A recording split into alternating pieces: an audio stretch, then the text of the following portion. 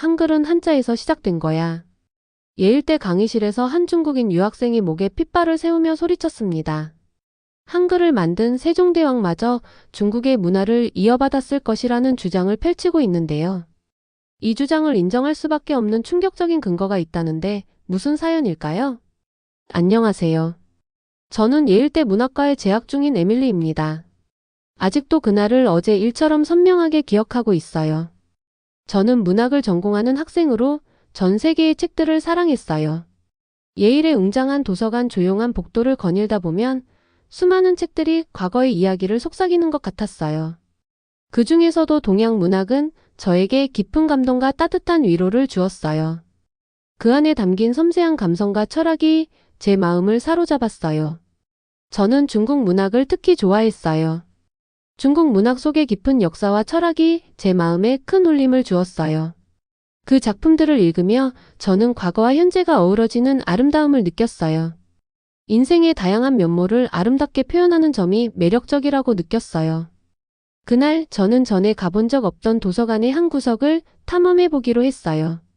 오래된 종이와 윤이 나는 나무 냄새가 감도는 조용한 구석에 이르렀죠.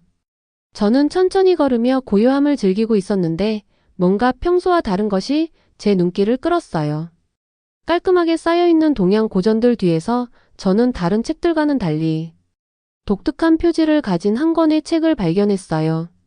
그 표지에는 이상하지만 아름다운 문자들이 장식되어 있었어요.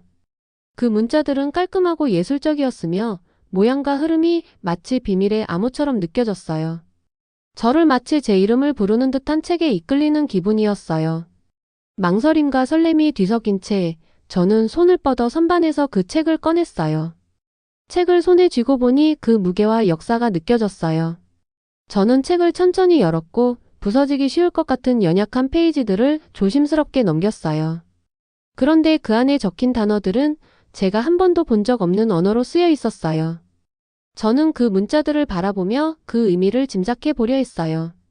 처음에는 이게 중국의 방언인가? 라고 생각했지만 자세히 들여다보니 이 언어는 전혀 중국어가 아니었어요. 바로 한국어였거든요. 깜짝 놀람과 호기심이 밀려왔어요.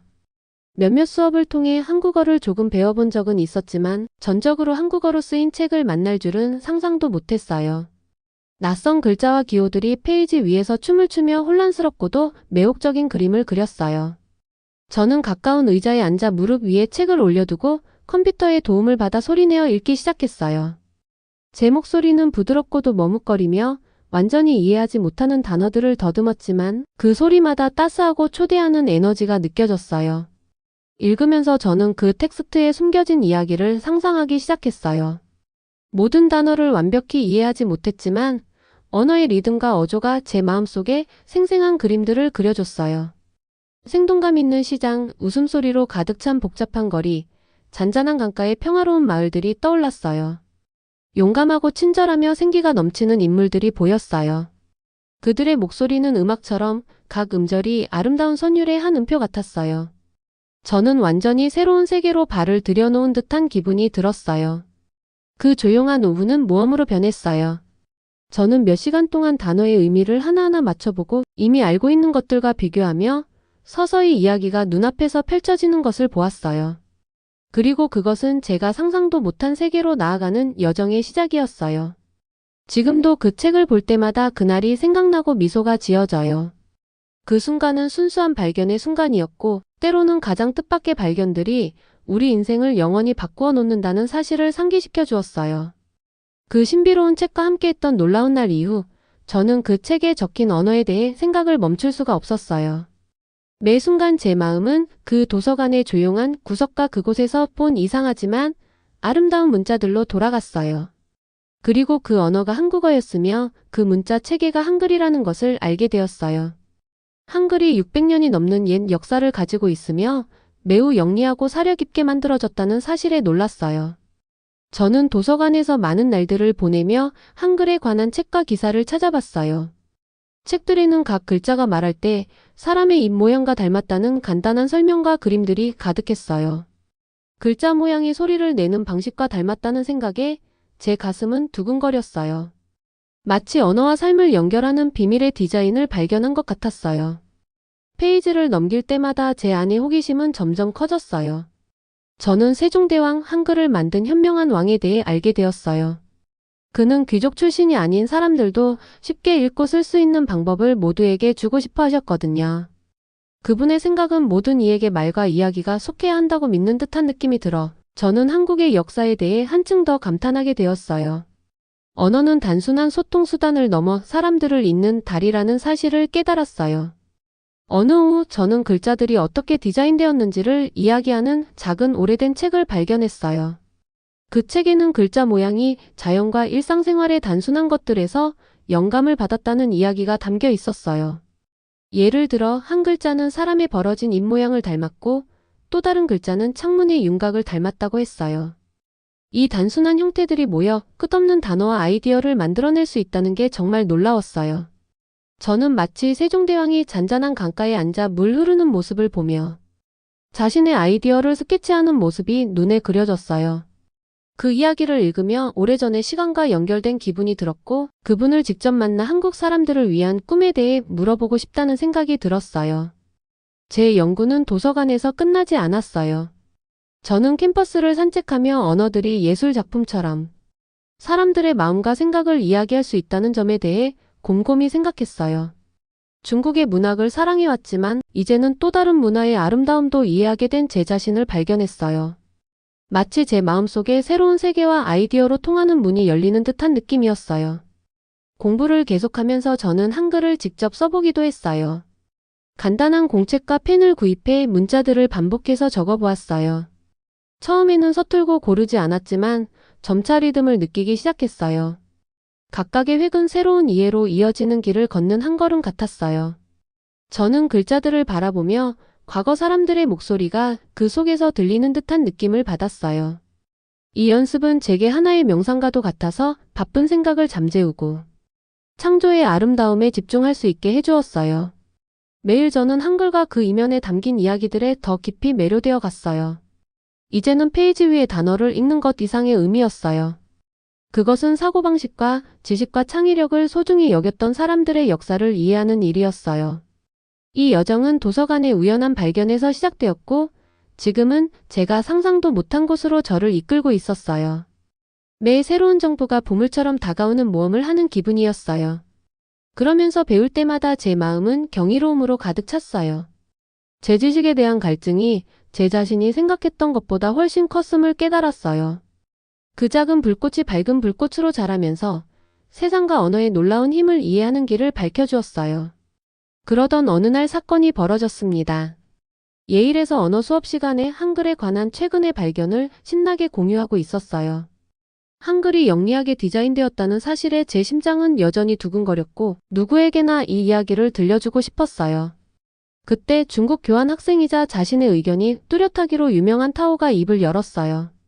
타오는 중국어에 대한 자부심이 대단하기로 소문나 있었어요. 그는 종종 중국 한자가 다른 어떤 언어도 따라올 수 없는 풍부한 전통을 담고 있다고 이야기하곤 했어요. 제가 한글의 과학성에 대해서 언급하자 타오의 눈이 좁아졌어요. 그는 무시하는 듯한 어조로 한글은 중국에서 온 무언가를 단순히 모방한 것에 불과해요. 중국어는 수천 년의 역사와 과학적 복잡성을 가지고 있죠. 한글은 단지 현대의 발명품일 뿐 비교가 안 되죠라고 말했어요. 그의 말은 저에게 큰 충격을 주었어요. 저는 한국의 아름다움과 독특함에 푹 빠져 있었기에 그의 거친 비판은 제 마음에 깊게 상처를 주었어요. 처음에는 저는 조용히 앉아 상처받고 혼란스러운 마음으로 그 자리에 있었어요. 모든 언어는 각자의 이야기가 있고 각자의 특별한 역사가 있다는 것을 알고 있었거든요. 한글이 단순하고 명료하게 설계되어 누구나 쉽게 읽고 쓸 수 있도록 한 점이 진정한 강점이라고 믿었어요. 그러나 타오의 말은 너무 확신에 차 있었기에 제 생각이 흔들리기 시작했어요. 토론은 점점 커져갔고 수업에 있던 다른 학생들도 귀 기울이기 시작했어요. 타오는 계속해서 한글을 창제하는 데 도움을 준 세종대왕조차 중국 문화의 영감을 받았음에 틀림없다고 주장했어요. 세종대왕이 중국인일지도 모른다는 황당한 주장을 하기까지 했어요. 그는 중국 한자의 오랜 역사가 그들을 우월하게 만든다고 굳게 믿었어요. 그의 목소리는 단호했고 수업에 있던 많은 학생들이 그에게 고개를 끄덕였어요. 저는 깊게 숨을 들이쉬고 이제 제가 배운 것을 나눌 때라고 생각했어요. 저는 한글이 다른 언어를 모방하려 한 것이 아니라는 것을 설명했어요. 세종대왕께서 일반 백성들도 읽고 쓸 수 있도록 하는 꿈을 품고 한글을 창제하셨다는 이야기를 전했어요. 한글은 쉽게 배울 수 있도록 만들어졌어요. 그래서 평범한 사람들도 지식과 이야기에 접근할 수 있게 한 거예요. 라고 말하며 한글이 전해주는 문화와 지식의 나눔의 의미를 강조했어요. 교실은 마치 역사의 무게와 자부심이 담긴 말들이 오가는 듯한 분위기가 되었어요. 타오는 코웃음을 치며 고개를 저었고 하지만 중국 한자는 수천 년 동안 발전해 왔어요. 그 속에는 예술과 신비로움이 담겨 있죠. 어떻게 새로운 체계가 그와 비교될 수 있겠어요?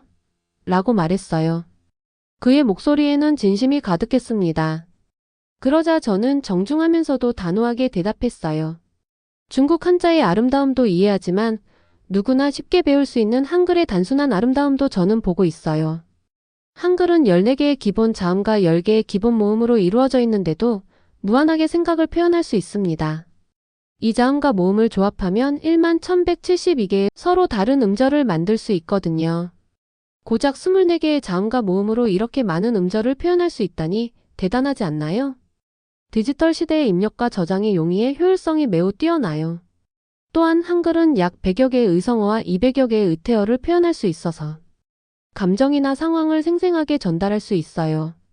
결과적으로 한글은 수치로도 그 우수성이 입증되는 현대 사회에 아주 적합한 언어라고 할 수 있죠. 한글은 그 나름의 예술적 감각을 가지고 있죠. 복잡한 기호에 고생할 필요 없이 자신의 생각을 표현할 수 있게 해준다는 점에서 강력한 도구예요. 저는 이 대화가 단순히 언어에 관한 것이 아니라 서로의 문화를 존중하는 문제임을 알기에 조심스럽게 말했어요. 토론이 계속되면서 다른 학생들도 의견을 내기 시작했어요. 일부는 타오를 지지하며 중국 한자의 역사를 찬양했지만 또 다른 이들은 한글의 실용성과 창의성을 응원했어요. 교실은 흥분과 호기심 그리고 약간의 긴장이 뒤섞인 분위기로 가득 찼어요. 저는 결연한 의지를 느꼈어요. 저는 한글이 중국에서 온 것이 아니라 한국 고유의 문화유산이라는 사실을 믿고 있어요. 한글은 우리 선조들이 창조해낸 독창적인 문자 체계예요. 많은 중국인들이 한글이 중국 문자와 비슷하다고 주장하지만 그 주장은 사실과 다르다고 생각해요. 역사적 기록과 언어학적 연구 결과 한글은 독자적인 발전 과정을 거쳐 만들어졌어요. 물론 중국 문화는 존중해야 하지만 한글의 기원은 명백히 우리와 다르다는 점을 분명히 해야 해요. 한글이 중국의 것이라고 우기는 중국인의 주장에는 논리와 사실을 들어 반박해야 한다고 생각해요. 문화의 정체성을 훼손할 위험이 있기 때문에 반드시 바로잡아줘야 한다고 생각합니다. 타오와 제 논쟁은 점점 커져 수업 구석구석까지 퍼져나갔어요. 학생들이 모여들어 속삭이며 목소리가 커져갔죠. 타오와 저는 각자 자랑스러워하는 언어를 두고 열띤 주장을 펼쳤어요. 제 가슴은 두근거렸고 서로의 말을 들으려 하지 않는 상황에 저는 무언가 중대한 전환점이 다가오고 있음을 느꼈어요. 그때 교실 문이 천천히 열리더니 미국인인 존슨 교수님께서 들어오셨어요. 교수님은 공정하고 명쾌한 사고로 유명하신 분이셨어요. 교수님께서 들어오시고 교실은 순식간에 고요해졌어요. 교수님은 지난 대화 내용을 알고 있는 눈치였어요. 부드러운 미소와 따뜻한 눈빛으로 우리 모두를 둘러보시며 오늘은 새로운 것을 배워보도록 합시다. 라고 말씀하셨어요. 교수님의 목소리는 차분하면서도 단호했어요. 교수님께서는 앞쪽으로 걸어가시며 한글에 대해 이야기하기 시작하셨어요. 교수님의 말씀을 들으니 제 분노는 서서히 가라앉고 대신 깊은 호기심이 자리 잡았어요.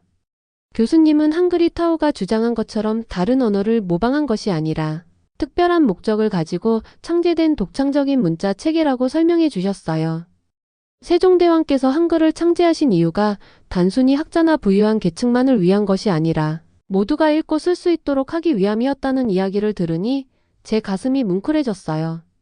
훈민정음 해례본에 대해서 얘기하시면서 한글은 한국이 직접 창조한 독자적인 문자 체계임을 강조하셨어요. 반면 중국 한자는 수천 년 동안 복잡하게 발전해온 문자 체계로 그 본질이 전혀 다르다는 점을 교수님은 지적하셨어요. 교수님은 또한 한글의 글자들이 우리가 말할 때 입과 혀의 모양을 본떠 디자인되었다고 쉽게 풀어 설명해 주셨어요. 저는 사람의 입이 부드러운 곡선과 직선을 이루며 그것이 의미와 아름다움을 지닌 글자들로 변하는 모습을 상상했어요. 교수님의 설명은 명쾌해서 타오조차도 흥미롭게 듣는 모습이었어요. 그의 눈 속에서 갈등이 서서히 사그라지는 것을 느낄 수 있었어요. 한글은 자음과 모음이 일치하여 소리와 글자가 연결되는 방식이 직관적이어서 배우기 쉽고 기억하기 편하다는 점도 강조하셨습니다. 이런 점 덕분에 어린이들이나 성인들도 빠르게 읽고 쓸 수 있게 되었고 결과적으로 문맹률이 낮아졌다는 사실도요.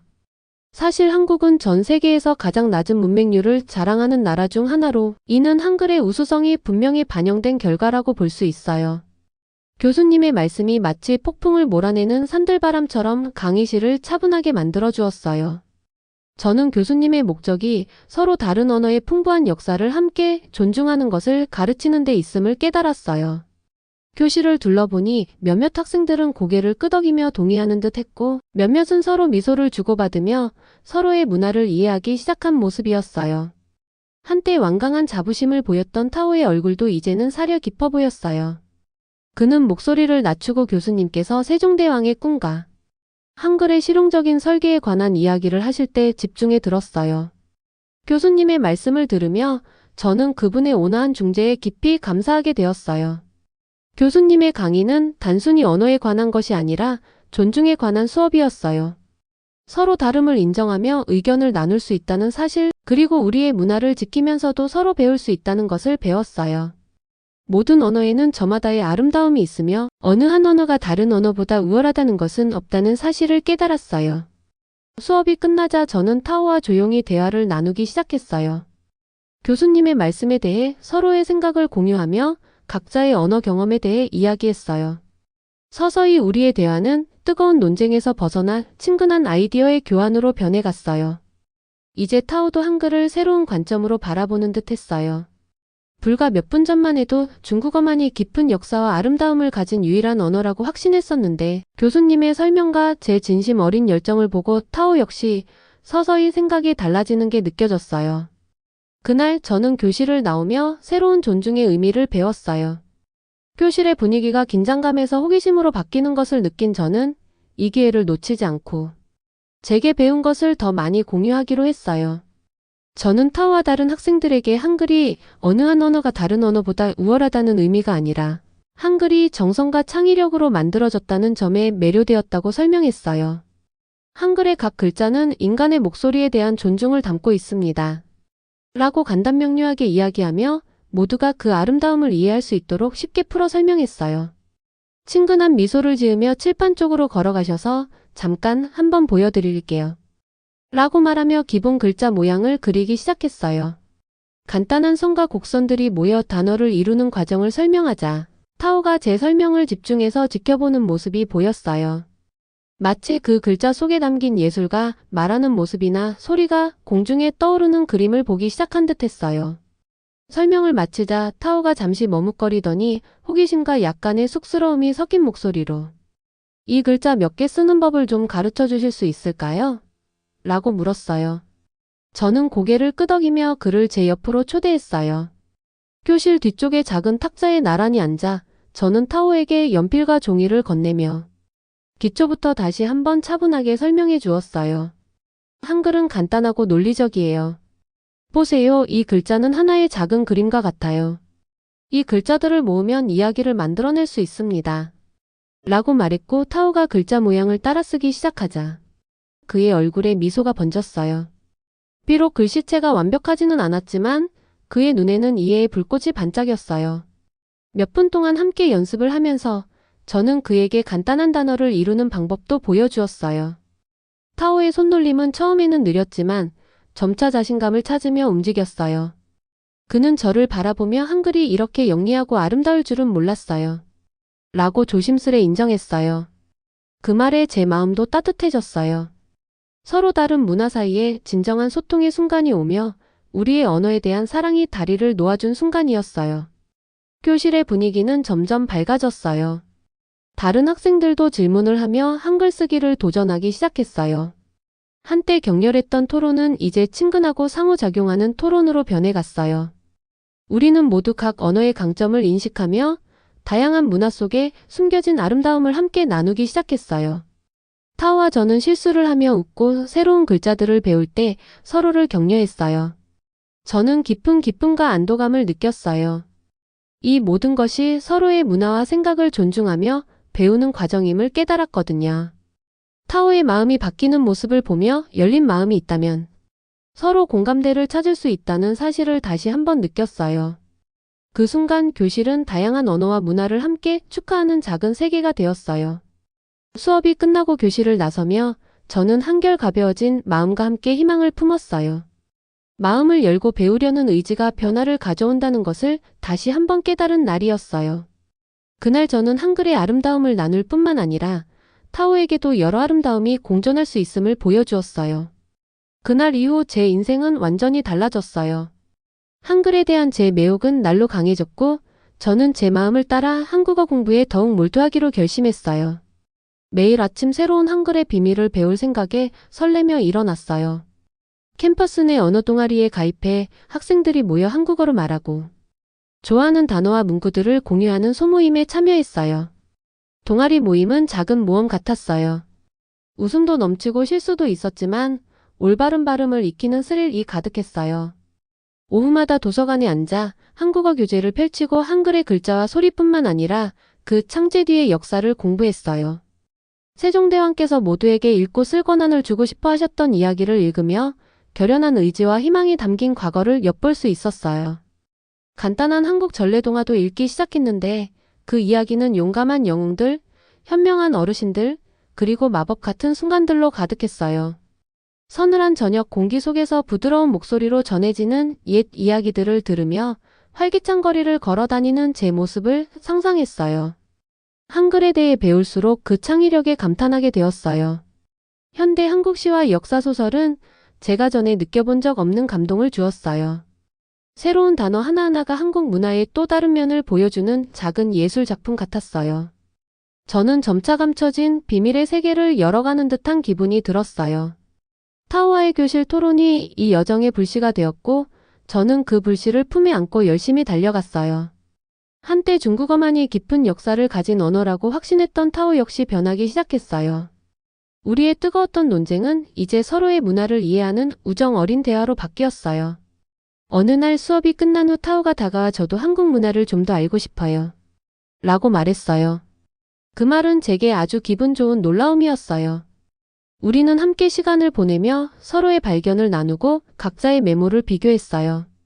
다른 학우들도 함께 참여하는 재미있는 스터디 모임을 조직하기도 했고 중국과 한국의 전통을 작은 문화 행사로 기념하기도 했어요. 그 모임들은 게임, 노래, 그리고 두 문화의 간식을 맛보는 시간으로 가득했어요.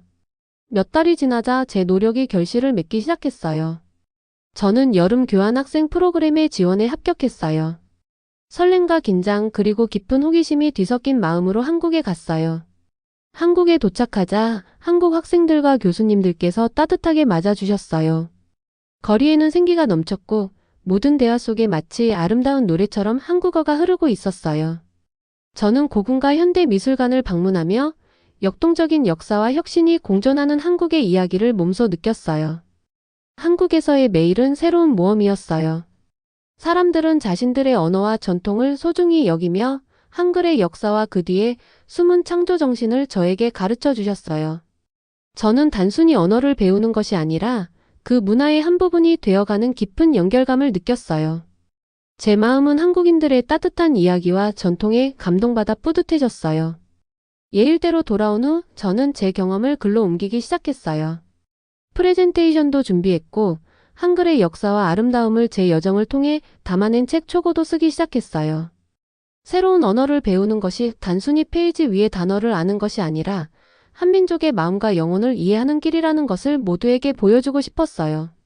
제 친구들과 교수님들은 저를 한국어 홍보대사로 여기기 시작했어요. 뒤돌아보면 모든 것은 도서관의 우연한 발견에서 시작되었어요. 지금의 저는 변화를 받아들이고 다양성을 축하하는 사람이 되었어요. 매 한글 수업마다 제가 알지 못했던 새로운 세계를 이해해가는 한 걸음이었고 그걸 통해 언어가 우리 모두를 잇는 다리가 되어준다는 사실을 깨달았어요. 이렇게 제 마음을 따라 한글을 배우며 제 인생의 새로운 장이 열리게 된 거예요.